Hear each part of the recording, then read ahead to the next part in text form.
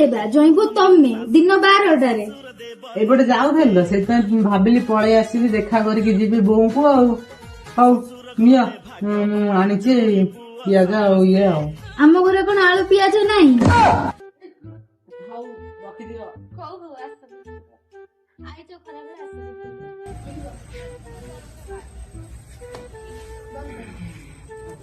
ଓ ବୋଉ ଟିକେ ପାଣି ଆଣିଲ ପିଇବା।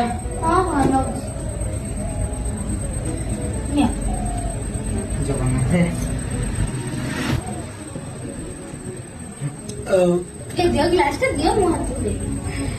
ହଉ ଏবারে ବୋଉ ଆସିଛି ଘରକୁ ଆଉ ଟିକେ ମଟନ ଫଟନ କଣ କର।